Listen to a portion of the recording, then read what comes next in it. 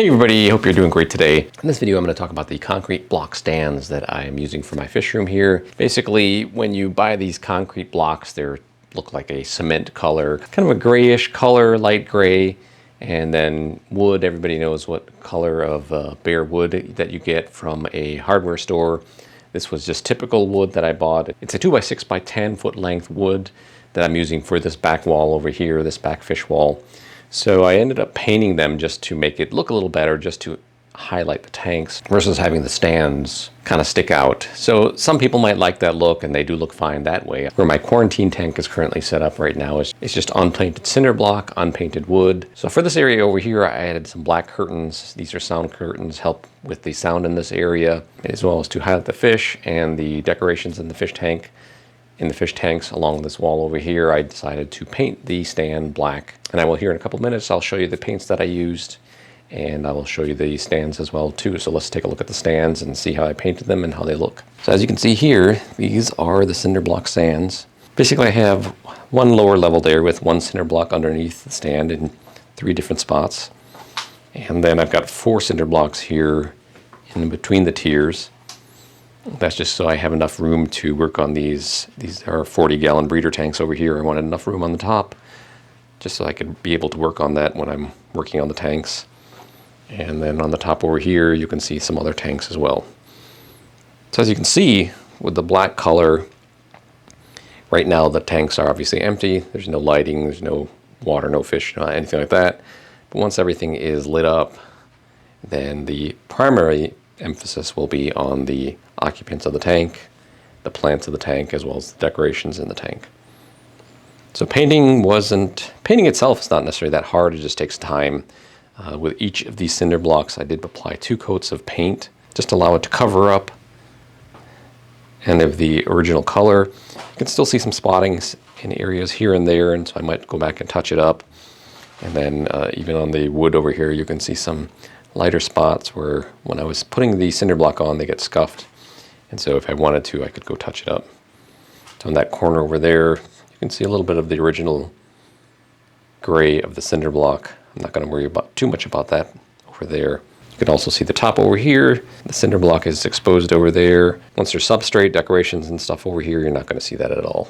So with the wood, I applied 2 coats of black paint as well. It's a different type of paint than what I use for the cinder blocks. I wanted something that's semi-gloss, make it a little easier to clean up for any splashes and whatnot.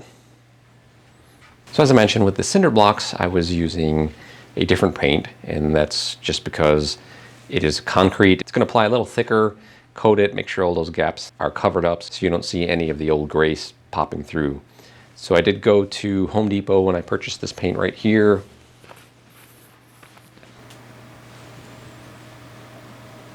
So this is the paint I purchased from Home Depot. This paint right here, it's a Glidden Premium Exterior Paint Plus Primer. So while it says exterior, it also mentions that's for use on wood, stucco, concrete, and more. So our cinder blocks being concrete, that's why I purchased this one. It does come in different types. So this is a flat. I wanted a flat base paint. I didn't really need a gloss on the cinder blocks. But this is flat, and it says it must be tinted. So in this case, I just requested black, and when they just tinted it. And so for a total of 15 cinder blocks, this is a 1-gallon can of paint. So for those 15 cinder blocks, I still probably have a little more than half left. So it was easy to paint them. Just doing it in 2 coats, it does take some time because you need to let the first coat dry and then come back and do a second coat. But on the whole, it was a pretty easy process. The one thing to note with painting cinder blocks like this over here is that when you're painting it, it can be harsh on your brush. So I've got an old paintbrush that I don't really mind if it gets destroyed in the process. Because the cinder block, the nature of it, the way it's got all these crevices, it can do quite a number on your paintbrush. So make sure if you're going to paint it, you get a paintbrush that is, you don't care about losing. You want a decent paintbrush too, just so it applies properly. But at the end of it too, that paintbrush, I'm going to mainly keep it just for the cinder blocks. I'm going to be adding some more stands in this fish room for more fish tanks at a future point in time. So I can use that paintbrush for those cinder blocks as well too. Now this is the paint that I used for the wood pieces. This already comes in a black color. This is Rust-Oleum Painter's Touch Ultra Cover Premium Latex Paint. fast drying, indoor and outdoor durability, ideal for wood, metal, and more. So obviously in this case, I'm painting wood just to give the wood a different color to seal it up a little bit, so that way water splashes aren't going to get absorbed into the wood. And with a semi-gloss, it makes it a little easier to clean up and take away any stains. So when I painted these, I'm not exactly a professional painter, so I just painted them, you know, decently. That you can see some spotting and some dripping in some spots too, but nobody's really going to be focusing on the wood. I'm not planning to create this as a, you know, fish room where I'm bringing official tours here. It's just mainly for me, mainly for our videos here on YouTube. And so that's, you know, it's not perfect, but it works for me. So with this, I did do 2 coats, same thing. So the way with this wood too, the way I did it, I would paint the top side and one of the sides of the wood, let it dry, come back, do a second coat, and then once that second coat dried, flip it over, do the opposite side on that as well too. So the paint basically adds a different character to the fish room. Basically, you could keep it as is if you like, and there's plenty of people do keep it that way. In my case, I wanted to add it, make it black, kind of make the stands blend in with the background over there. That way the focus is more on the tank itself. Now I chose black color for my tank stand. That doesn't mean you have to.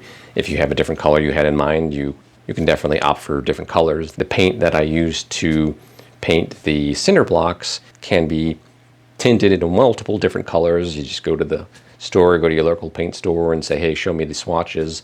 They'll show you the different colors. You can change the colors. Same thing with the paint for the wood. That Rust-Oleum there comes in different colors.